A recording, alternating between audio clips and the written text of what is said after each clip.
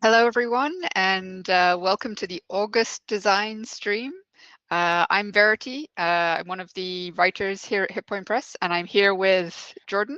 Hi, I'm Jordan. I'm another one of the content creators here at Hit Point Press, and we're both working on Humblewood 2 right now. And yeah, today we're going to be talking a little bit about a new class that we put together for the new book, which some of you may have already seen, called the Gadgeteer. Yeah, So so this is our first attempt at making a new class, a brand new class for 5e. Hopefully, you can see here on the screen the document behind the playtest PDF that some people on the Patreon have had a look at and given us some great feedback on. So yeah, Jordan, yeah, do you want to talk through a little bit about kind of the background behind the Gadgeteer? How did we get to here? yeah. So as anyone who's been following along with the playtest knows, this is the second version of it. The first version that went out earlier this year. We were trying to repurpose some things and work with some stuff that we had built for a different project, and things weren't really coming together on that. And your feedback reflected that. And so we started from the ground up on, Verity and I ideated, to use a buzzword, on some concepts of what we wanted out of a thing, out of a class that could build things. Obviously, we don't want to step on the toes of the Artificer, the official D&D one. But the Artificer is more of a recoloring of a just a spellcaster, where we wanted to do something that was a little bit more, you actually built things out of component pieces. And so that's where the Gadgeteer landed. Basically, as you level up, you can build more and more complex machines that use more and more parts. Yeah, we could talk a bit about sort of how you build a thing, I guess, with the Gadgeteer class. I don't know what makes sense to start. Yeah, maybe it's just kind of start at the top and go down. Sure. So if we kind of scroll down, we see the lovely table, beautiful. It's got a lot of features. We tried to, like, you'll see here, there's kind of active gadgets and total scrap and maximum component tier. Like, these are all things that are explained in the class, and they increase kind of by tier, or you get a new one every level. So a lot of the leveling up in the class is really linked to this kind of progression, which is quite nice, because you get this really, you get these consistent improvement plus these kind of fun bumps at different tiers. Tiers are sort of the spell levels of the components, the how good they are. And as you level up, you'll get access to better and better component blueprints, basically. And then your active gadgets, that's the number that you can have going at one time, similar to the number of cantrips you might know or whatever. We didn't want to reinvent the wheel as far as all of the mechanics. We wanted it to be familiar, obviously, because it's very easy to make a new class more complicated. And then total scrap. This is a currency, basically, that scrap is the currency that you use to spend to build your gadgets. And so yeah, we can. Yeah, if we scroll down to class features, you see, okay, we've got a D8 of hit dice. Like, that you're fairly tough, but you're not that tough. But you're not as squishy as a wizard, because you've got to be in the lab building your bits and bobs, lifting heavy things. That's right. Yeah.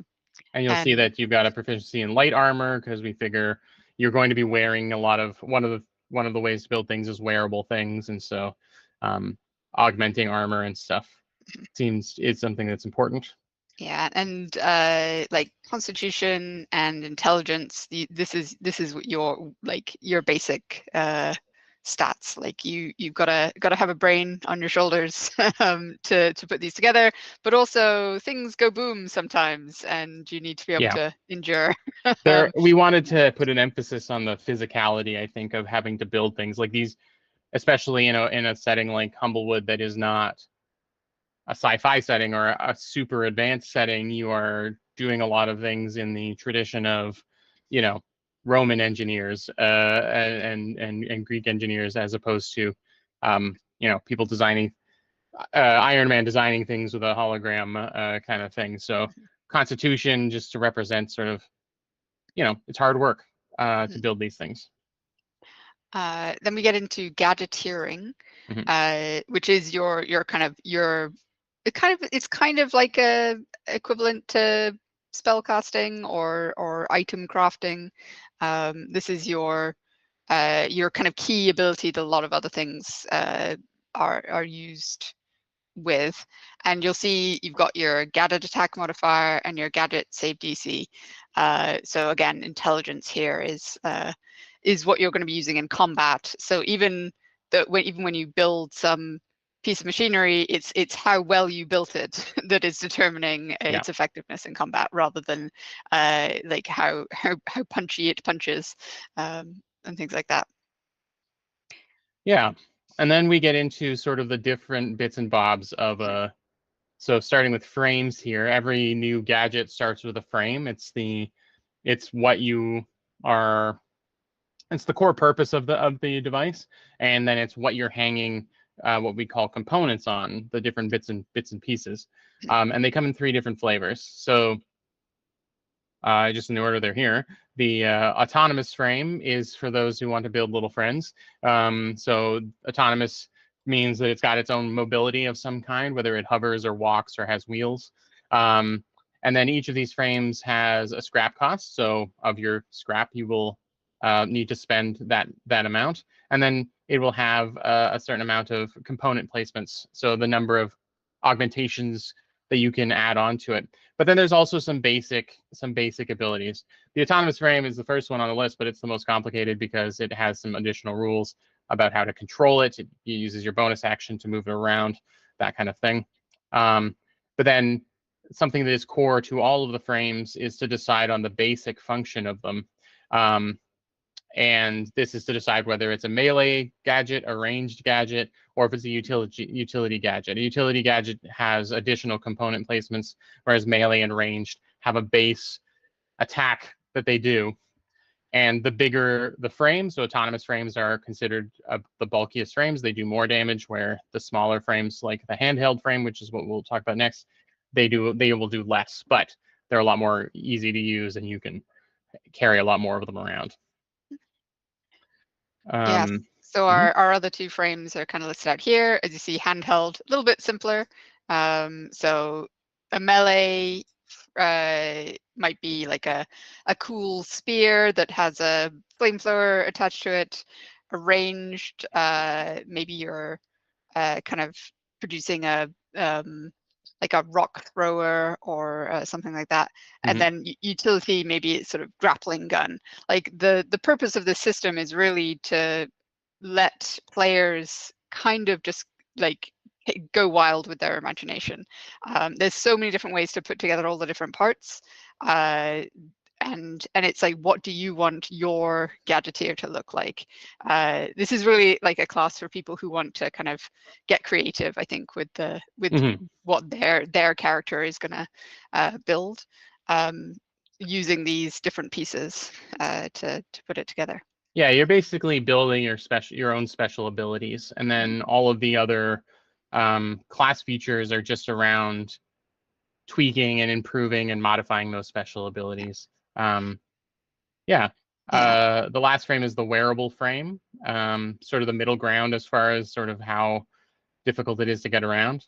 But it is anything that you wear, helmet or armor, gauntlets, power suit if you want to go pull that direction. We've kind of discussed like what like a Humblewood mech look like at the higher levels, kind of like wooden, or like you're wearing a giant nut armor, something like that. There's all sorts of fun things you can do. Yeah, definitely one of the things that we are working on, especially with the art, is to show what it means to be this Gadgeteer in the context of a Humblewood game. We want something that you'll be able to use in any setting, of course, but the book will focus on what this what do these machines and gadgets look like? Because it's not ever going to be anything too polished or anything like that. And as you'll see when we talk about the subclasses we have planned, including the one that you've already seen, you can see that there's a lot of variety and a lot of stretching of the definition of what a gadget is. And then the next thing, and we won't go over all of them, but we can give some examples, are components. So these are the bits and pieces that you can attach onto the frames to increase what they're doing. And a lot of them will change, or what they do will change depending on what that base function is. What the base function of the gadget is, it will give a different effect. Like, for example, if we go down to enhanced weapon, obviously this applies in a bonus to the attack and damage, but it will only work on things that are built to do damage. Whereas lightweight, for example, could apply to a lot of different things in different ways. So you can see here, lightweight changes this component changes what it does depending on what frame it's attached to. So if it's attached to an autonomous frame, then its speed doubles. This little walking thing starts to get faster, and it can move faster because it's lighter. Handheld lets you use it in a single hand, which means you could put something in the other hand and go gadgets akimbo. And then wearable means that it loses its bulky feature. Something, again, because we didn't want super advanced technology, the wearable stuff is going to be very noticeable. It's not, you're not in sleek suits. So, but if you want, you can add the lightweight utility component to your gadget, and then it loses that bulky feature, and you don't have disadvantage on stealth checks and things anymore. And so, yeah, like, this is a sandbox is really what we wanted to do. Although you'll also notice we really tried to keep it to about a dozen of these components. And then within those components, there are lots of variety to how they're used, because each one will have a different thing when applied to a different frame and that type of thing. Yeah, I don't think we've done the maths on how many gadgets, like how many different gadgets you could possibly make with this system, but just by the law of like multiplying numbers together, it's going to be pretty high. Some of those, far as different combinations, yeah. It's going to be a lot, and each one can be themed in a bunch of different ways. Like, what makes something lightweight, or what makes, how does a grabber function work? It's going to look different depending on the flavor that you put into it and the subclass that you're playing, of course. And then we've got lots of room for like flavoring it to suit your particular character vision. Absolutely. Yeah, absolutely. And if you're looking at the playtest of this and you think that there's some feature or something that is missing from this list, please let us know. Hopefully some folks are playtesting it out there. We've got some rules for how to. We also wanted you to be able to hand your things over to other people, so there's some rules here on how that works. So you could equip your team with some things if you want. Yeah, but I think what we're going to focus on today, because that's the basic function of the class, and everything else sort of hones in on that. But we're going to talk about are the Gadgeteer paths, which are the subclasses. So you get your subclass at level 3.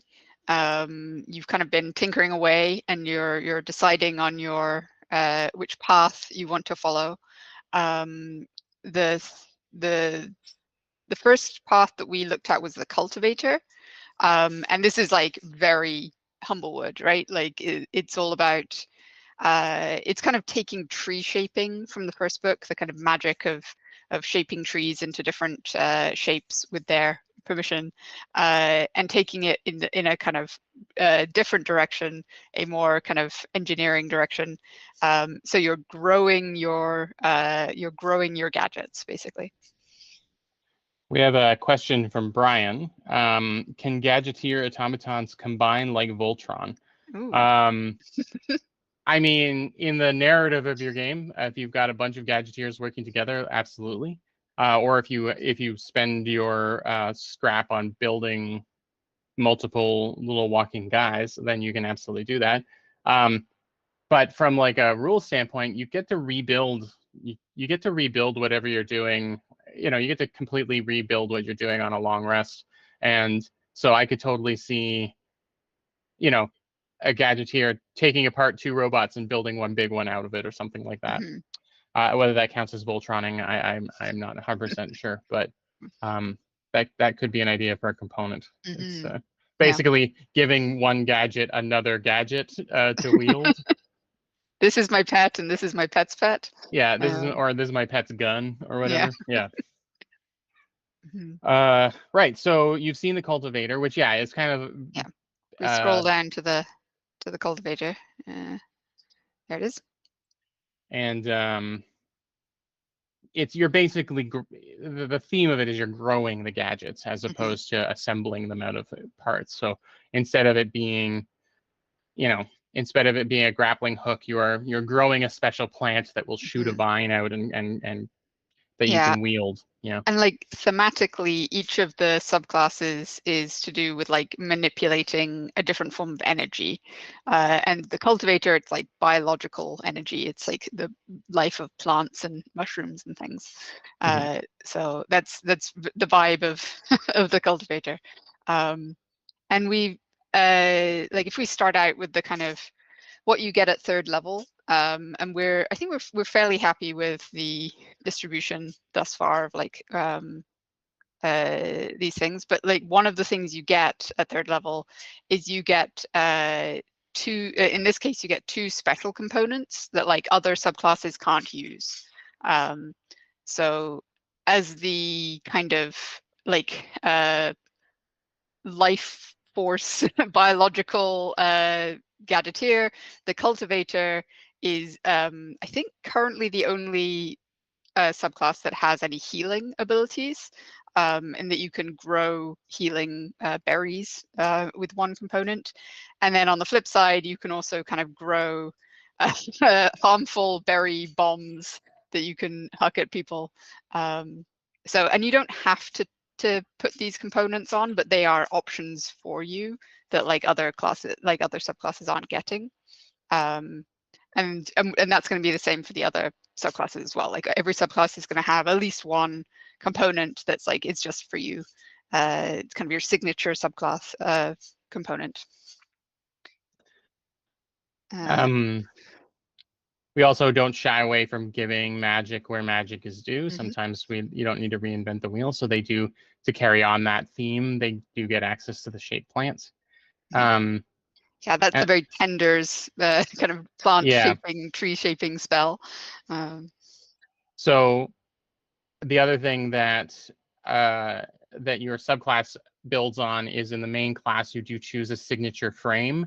It's a frame that one of the frames you just get better at using in one way or another. And then at level 9, your subclass gives you mhm, more thematic boosts. Um, so for example, the handheld option, you are growing a component right on it, and it doesn't take up one of the component slots when you're building something. And so normally, basically, you're getting one free component attached, and that kind of thing. And I think mhm. we'll probably stick to something like this for each of the subclasses as well. Yeah. I think when you scroll down, I filled out kind of our template, as Here it we were, go. for this. Yeah. Yeah. Uh, So yeah. yeah, go ahead. I was going to say, like, and again, with the kind of the theme of this subclass, again, it's like you're getting temporary hit points when you're using the wearable frame. It's all about kind of healing energy and life force energy. And then the same for the autonomous, except it's the other way around. You can be spending your hit die to heal your autonomous little buddy. So that's very much like where this subclass lives. Um, Perfect. mhm, So we can move on to yeah. the subclass that we're going to be working on today. There are 2 other subclasses that will be coming out with the book. One of them is the Fizzer, which if you've been following the lore of Humblewood since Humblewood 1, then you will have heard of those. So we're not going to talk too much about them that subclass today, but they are the elementalists. They are the ones that harness the power of the elements and use batteries basically to charge charge their gadgets. And then, but the one we're going to work on today is the engineer, which is the term we're using, at least for now, for the more mechanical, like building things out of cogwork and sort of the elevated scroungecraft, which we have referred to before. Yeah, scroungecraft being a ability that the Mapak, the little raccoon people, get to kind of quickly put together something that will do in a pinch. Yeah, and a cultural thing for them. But you know, the engineer is where maybe, you know, a Mapak curious, like interested in scroungecraft might head. You know, perhaps like in one of our Humblewood Tales stories, there's some people that would probably classify in Mapak Out of Time. That's what I'm thinking. They probably fall under the engineer class more than the scroungecraft, the scroungecraft side of things. Yeah, and we, because like you might want to play a Mapak who is an engineer, we don't want to cross over too much with the between the class your and scroungecraft ability will still be very useful to you. There's no overlap. Yeah. Okay. So we can start with talking. We can just go in order here. We can start by talking about the special components that we'd want the engineer to have. Yeah. What is kind of what's the vibe that we want this component to have, and like what's the vibe that we want this subclass to kind of exist within? Like if the cultivator is all about life force growing things, what is the engineer? I think the way we've been thinking about it is that it is using it when we call the resource scrap, it's it's just like a fun term for the bits and pieces of things that you use to build your things. But I think in the case of the engineer, I think of it as much more of a makeshift actual scrap kind of creator, right? Yeah.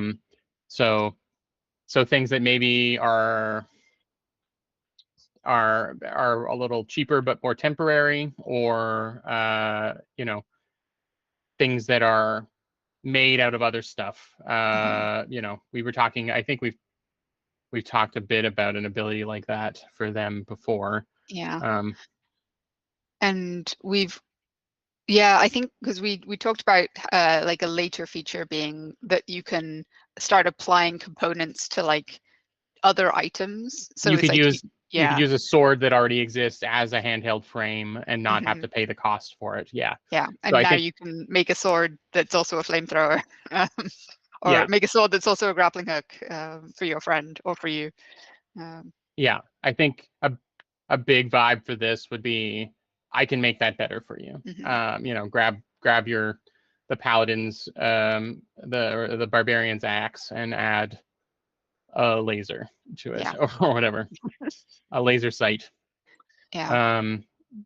Absolutely. So maybe the components could be around things that are a little more quick and dirty. They get a job done a little faster or cheaper, but more clumsy. I don't know. Yeah. Quick augmentations. So if we just fill in like the kind of the format of a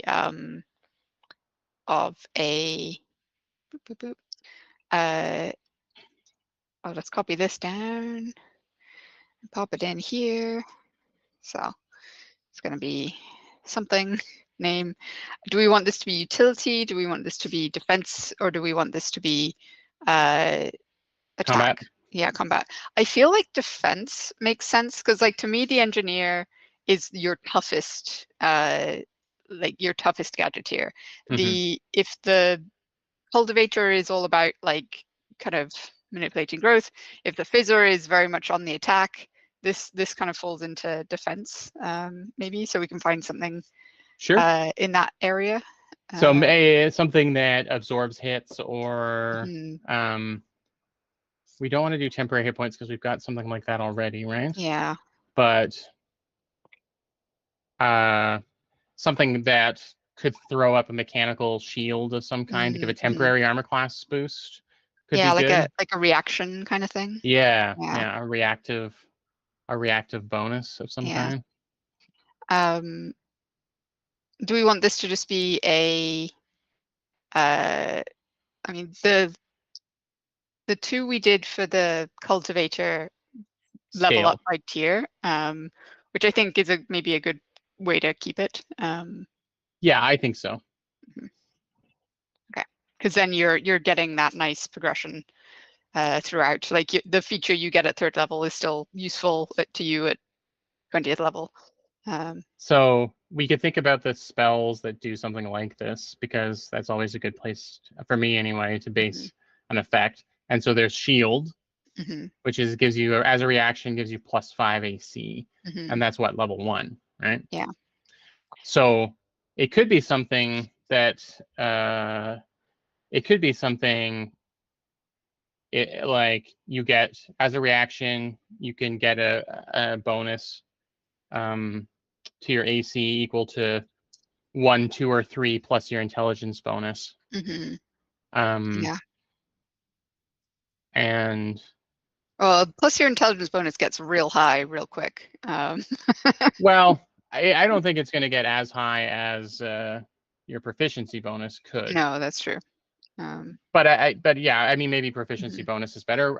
You were using intelligence bonus for damage up above, so I was thinking for consistency's sake.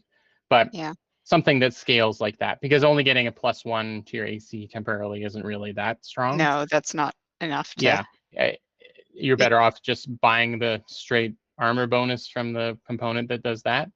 But so the only other thing is, how would we could use intelligence bonus for now, modifier for now.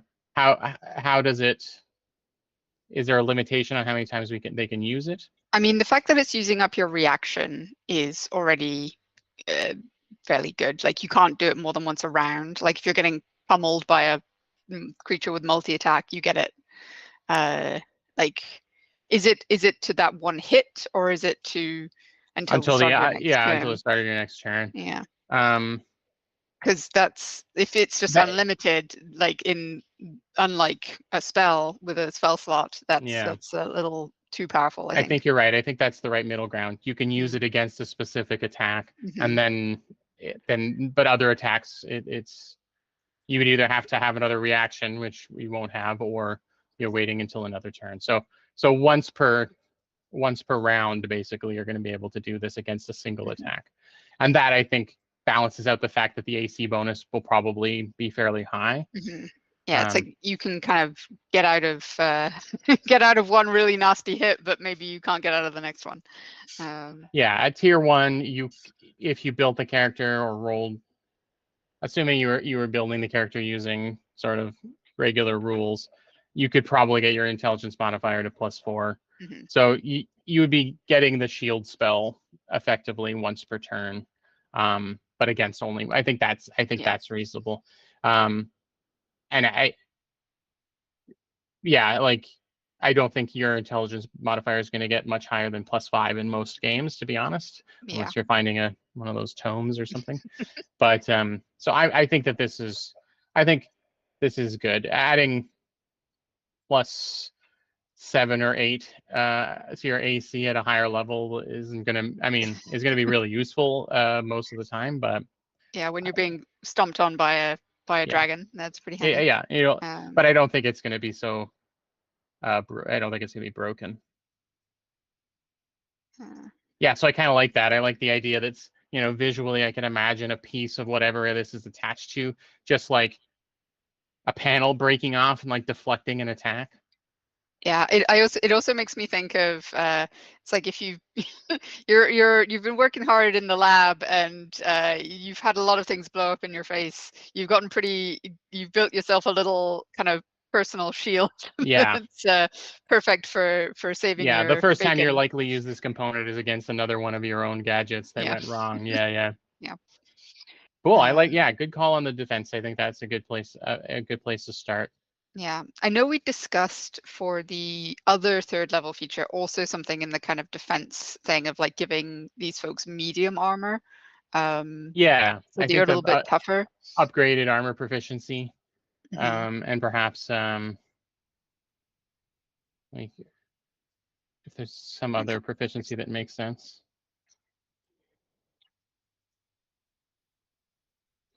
And I mean, if we wanted them to be a little bit more fighty, then we could also give them martial weapons. Mhm.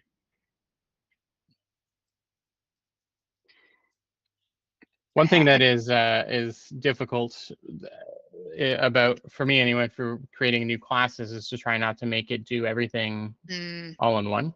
Yeah. So, but I think letting them use a little bit heavier equipment, I think is.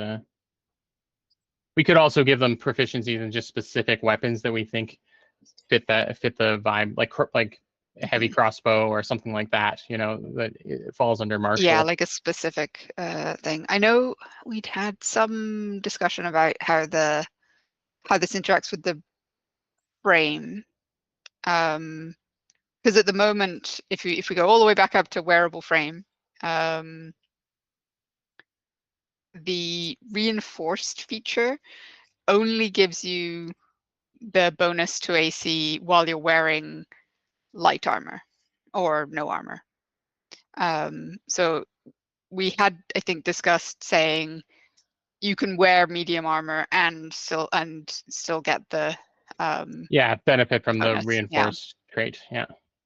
I So think you're kind of it's almost like pushing you a little bit towards that frame choice. Like obviously you can choose other frames, but it like synergizes well with that frame. And it's your kind of your melee Gadgeteer.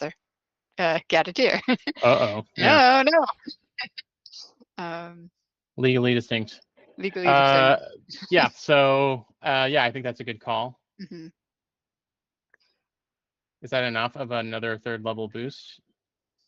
I think that's like good for now. We can always revisit it. The I'd be other interested third to level see in thing play is testing. plant magic, right? Yeah. We were thinking of maybe giving them the mending. I know we talked about that. Did we get that in the base class? I'm trying to remember if we put in mending in the end. No, it appears we did not. Okay, so this could be a good. I mean, thematically, I think that makes sense for the engineer. Yeah, I don't know. Quick fixing things. No. I kind of like them like completely not magical. Sure. Like if anything, I would give the mending to the fizzer, because it's that boundary between engineering and and raw magic. Yeah. Mm-hmm. Fair enough. I think a utility. So for what we did for the cultivator, they had a combat and a utility component, and so maybe a defense and a utility component for the engineer. Mm-hmm. Yeah. And then we could mix it up with Fizzer having one combat and one defense, or two utilities or something to sort of mess around with the balance there. Before we dig into the next section, we did get a question from Chaos Fox. So what's the official law on animals in the wood? Like, does everyone eat bugs, or do they have cows and non-sentient animals? I can't really find it discussed in the first book. So it's always a conversation that comes up regularly about what do the people of Humblewood eat. And the fact of the matter is that they are to animals like we are to animals. You know, we humans are animals, but we also, eat them. We, as far as the lore goes, we do tend to lean, especially because of bird folk and the diets of birds. We lean a lot to bugs, and in the main, like the main livestock that you get to see in Humblewood 1 is large worms. They're like caterpillar type creatures. I can't remember what they were called.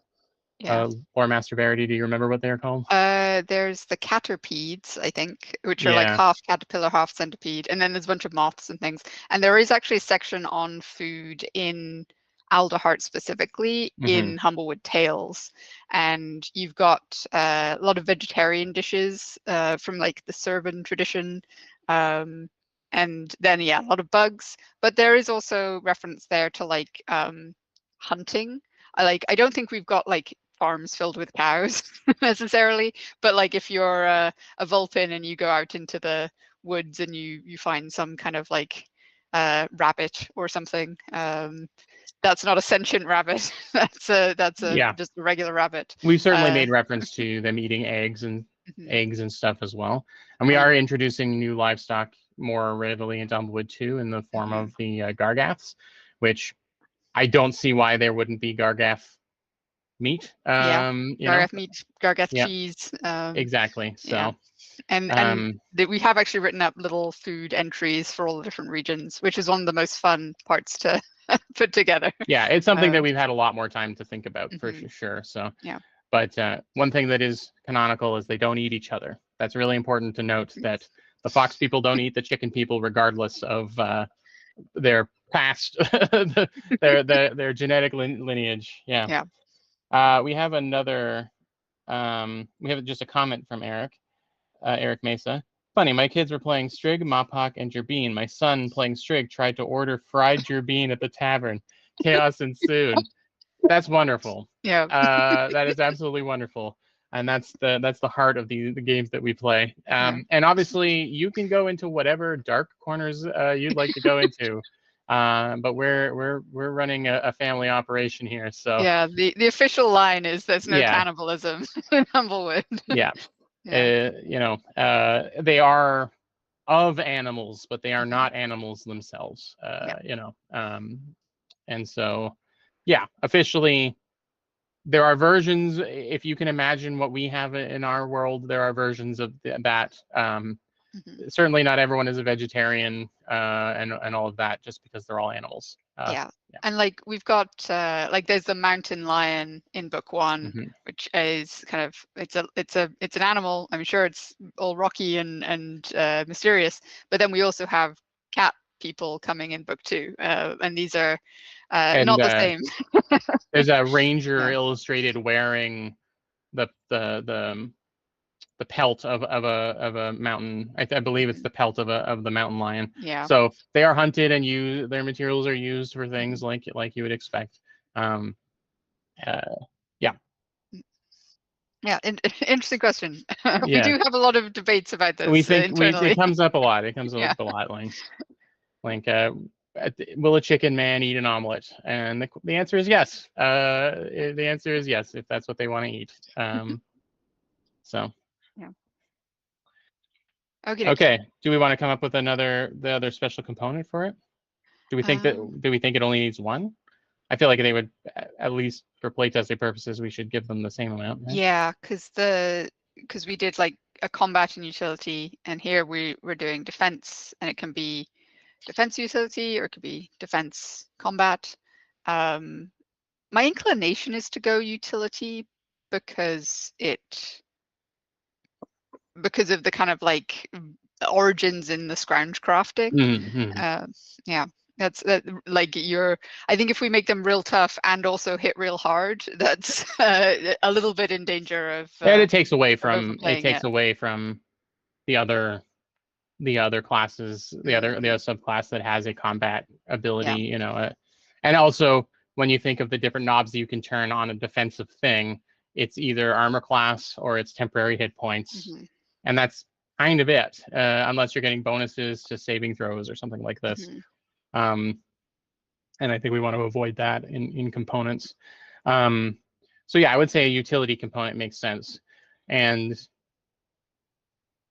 Scroungecraft, just so that we're not overlapping, Scroungecraft is the ability to kind of put together a basic tool that will work for one use or something and then fall apart, right? Okay. Yeah.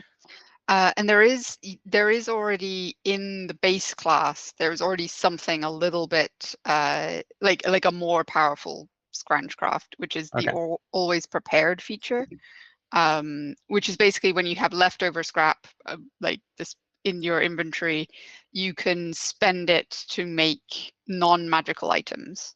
So it's like, I need a 10-foot ladder. Like, I'm gonna like spend a piece of scrap to build myself a 10-foot ladder. Great, perfect.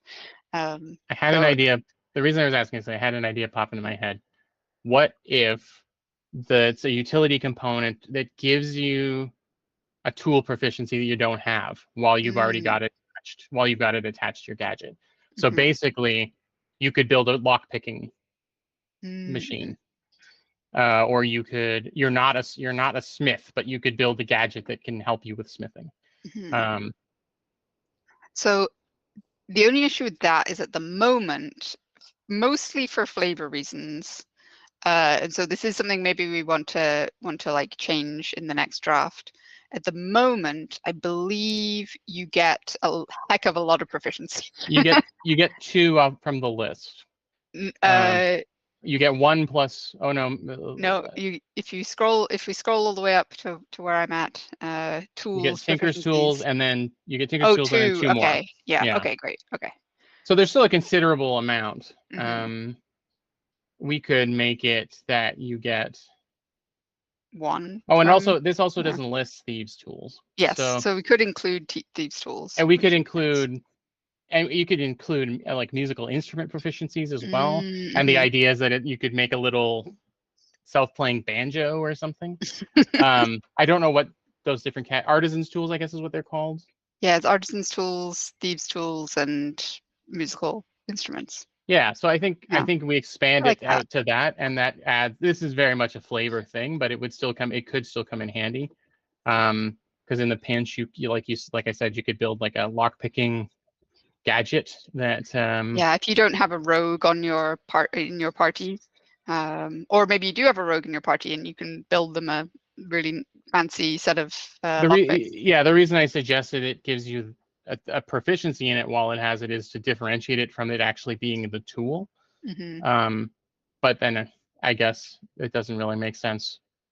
What is a lockpicking machine without lockpicks attached to it? So auto lockpick. Yeah. So how would you phrase this? So what it does, like in my mind, is it provides you. It basically you build a machine that's proficient at something that you're not, which, that's the magic of D&D. And then while you have that item equipped, you are proficient in that in that tool, and it acts as that tool. I think it has to do that. Yeah. Okay. So your gadget acts as an artisan's tool, thieves' tools, or a musical instrument. Do you have proficiency in this? Or the wielder. Yeah. Well, I think we word it as you throughout. Yeah, because you applies to anyone holding the device. And I think it's already like the utility feature someone can already use and using your your gadgeteering stuff. And I think we should go with the flat 2 for the cost, like we've done for. Yeah, I think so. Because I don't think it's something that needs to scale.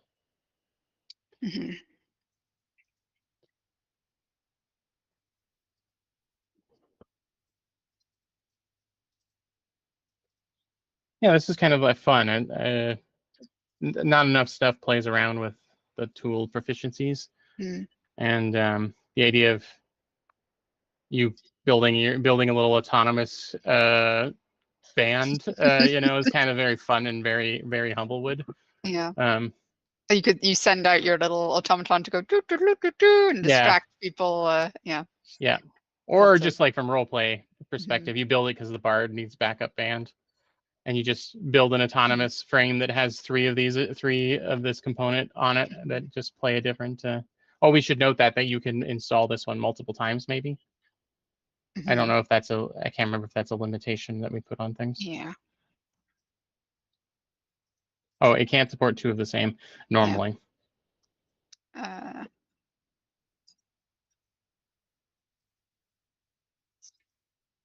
Do we wouldn't say any number of times, or do we want to put like up to 3 times on one? Yeah, or equal to your proficiency bonus, or So I mean, no one's going to want to equip it more than 3 times, so we yeah. can. And it gets at 2, it will get expensive. You're not going to be able to do that until later on anyway. So you can say 3. Yeah. Okay.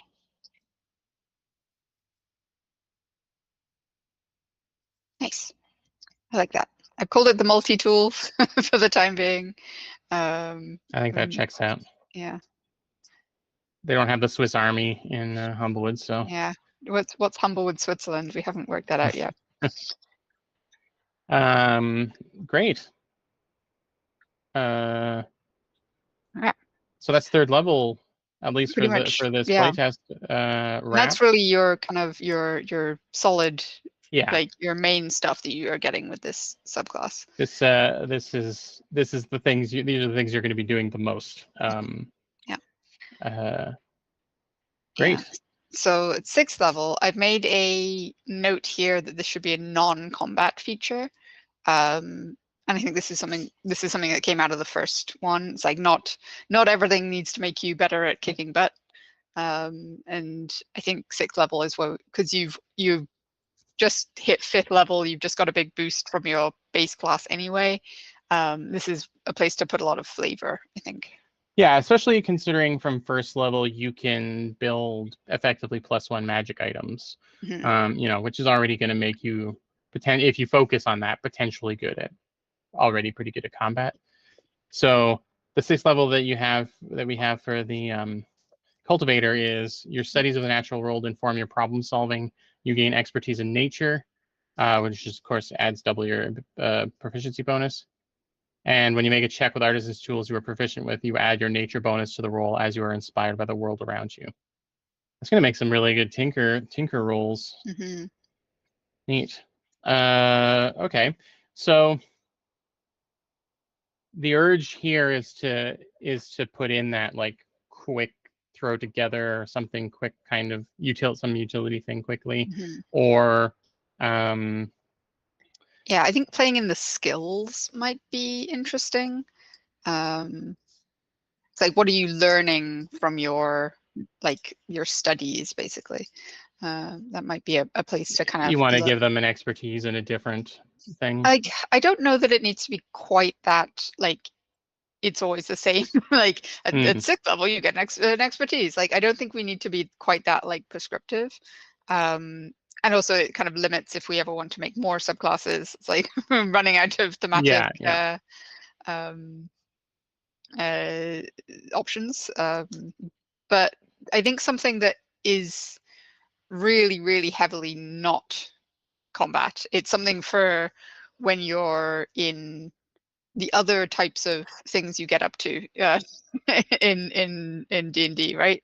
Like something that could be useful in a social situation, or maybe an exploration that kind of gets a little bit closer to combat, but yeah, something in those other pillars, I think, is the place to go. It could lean, I think, just bouncing ideas around, but it could lean, if we're thinking about the pillars, if it's a social pillar, could lean something like towards the fact that your gadgets are just a little more charming. Maybe we could play on the idea of like a toy maker kind of vibe that some of the Scroungecraft art has, and you could be while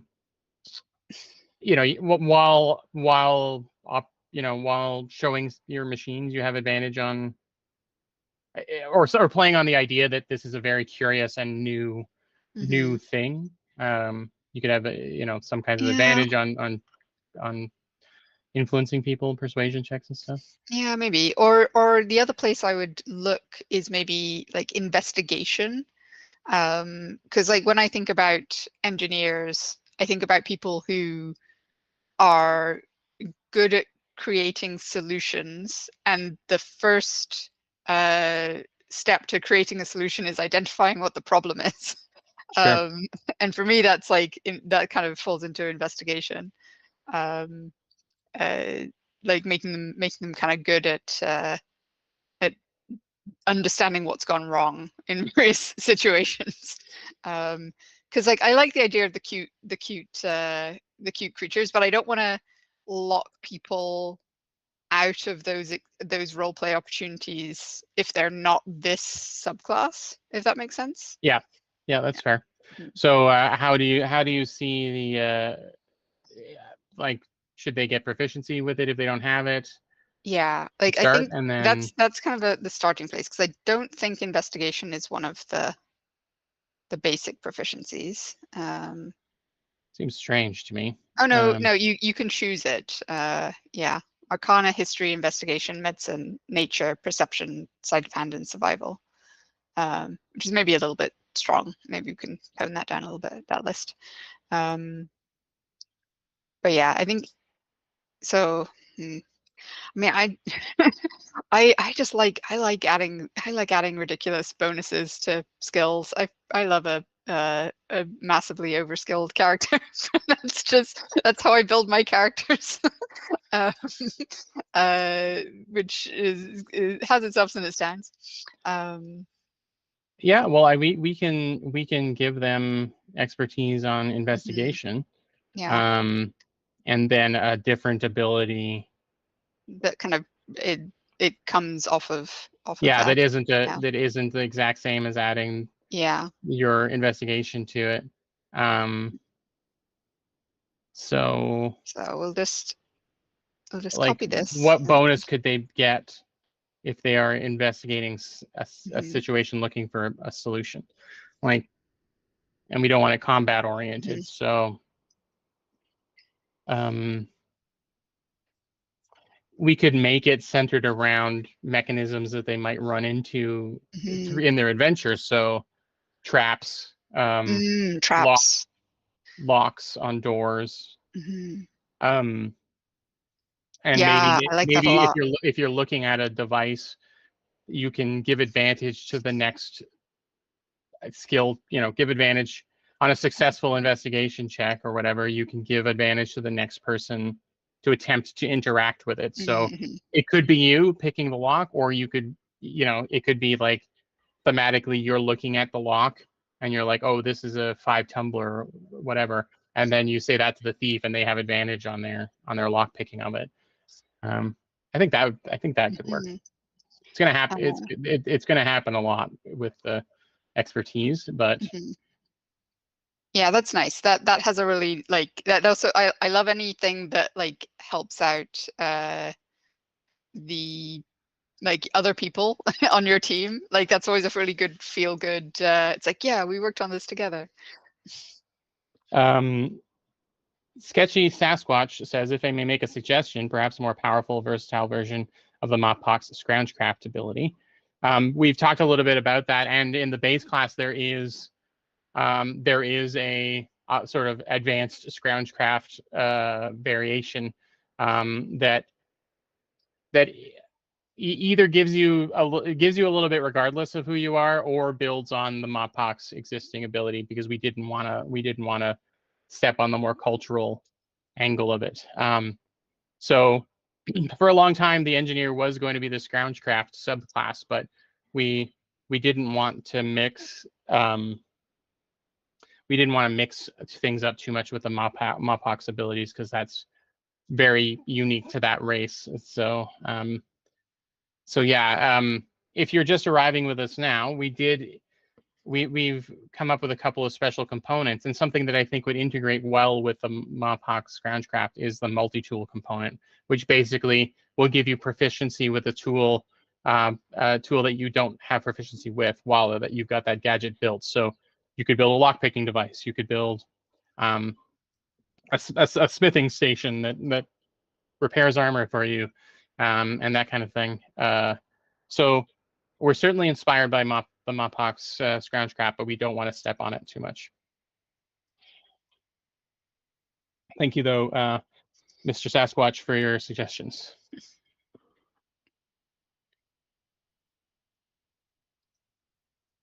Yeah, that's cool. I like that.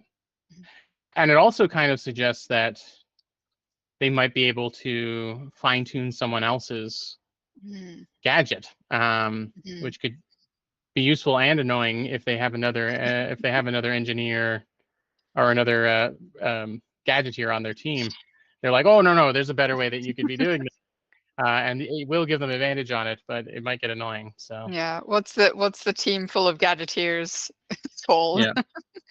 yeah, Yeah. a nuisance of gadgeteers. Years. I mean, a lot of classes have that same thing. The Mm, classic like the Amen, the all cleric party, right, or like the band of bards all rolling around just inspiring each other. exactly. Any group of the tool monkey type classes can get into a lot of trouble. Bunch of rogues, just backstabbing. Yeah.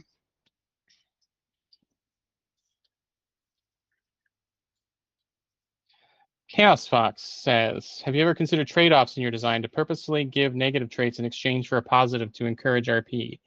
Example, I might give the barbarian an extra feat if he can't read. Um, if you're talking just generally, D&D doesn't have a lot of that. I think that's a great kind of Hmm. concept to encourage. Um, the trick would be to, of course, encourage your players to use that negative thing, because negative mechanically is not very fun. Yeah. I've played in a campaign where we all agreed in session 0 that we would all take essentially a we would all get at level 1 a positive feat and a negative feat, which is kind of goes into this kind of area, and it was quite fun. Like it was very like thematic. My character had disadvantage on history checks because he had a feat called Dead Men Know No Tales, because he'd come back from the dead, and not quite all there. And it was very fun, but it's something that I think works really well as like an optional system that like you discuss with your table like in session 0. And like this was a group that I played with for ages. We were all totally on board. It led to some really fun role play moments, and like really informed the characters. But it's not something I would like necessarily put into like a base kind of like here in the class, for example. It would certainly also be something that everyone at the table would have to buy into and Mm, use, because yeah. the depending on the player, the downside they choose could be way the upside they choose could way outweigh the downside, and it won't feel like much of a downside. And that person just feels like it just seems like they've got an extra feat, for Mhm. example. But certainly the to focus on the gadgeteer, the building your gadget mechanic is certainly inspired by some other system RPG systems where you get a point buy to build a character. Um, the classic GURPS, for example, you get a pool of points and you build your character out of those points. And that had a way that you could take negative traits to give yourself points. And certainly, I think when building machines from role play, you could purposefully make it bulky to give yourself extra points. That's something that could be an interesting variant Mhm. or a variation that we do in the future. For sure.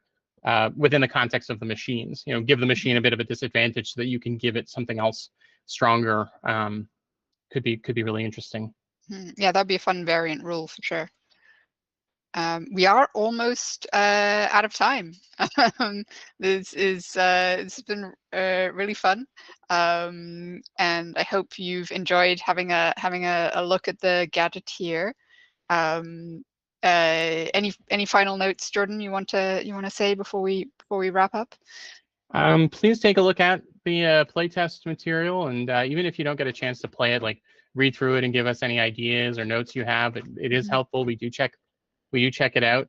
Um, we've got lots of time to change it up. I don't know if you can hear the door is closed in my room, and my cat is frantically trying to burrow through the door. So I apologize if there's a rattling noise behind me. Jeepers. But anyway, please, yeah, give us feedback, constructive, good or bad. And yeah. the place you can find, there's two places you can find the playtest. The first is if you backed Humblewood 1, go check out the backer kit, because we're putting all the playtests on there on backer kit, as was promised when we hit that final stretch goal. And then the other place that you can find it is if you weren't a backer back in the day, you can join our Patreon. And at the moment, there's like the entire year's worth of playtest stuff. So what's that? 8 months, 8 months worth of playtesting. You will get as soon as you join. So please check that out. And as Jordan said, please give us your feedback. It is so useful. There's a Google form linked in the playtest, and we love reading your insights, because you guys are you guys are very smart and you know what's fun and what's cool, and so so just please give us your feedback. We really appreciate it. Yeah, hundreds of eyes are better than 2. So or 4 or 4, yeah. Or yeah. I wear glasses, so that brings it up to 6. Yeah. Yeah, the eyeball math is difficult. Yes, many eyeballs better, much like the beholder. Yeah, so thank you very much for joining us. We will be working away at the finishing off this subclass and getting the other one ready for a future playtest in a few months. And thank you so much for joining us. Thanks, everybody. Oh, and thanks to Allie again for producing the show here and helping us out behind the scenes. Thank you, Allie. See you next month. See you. Bye.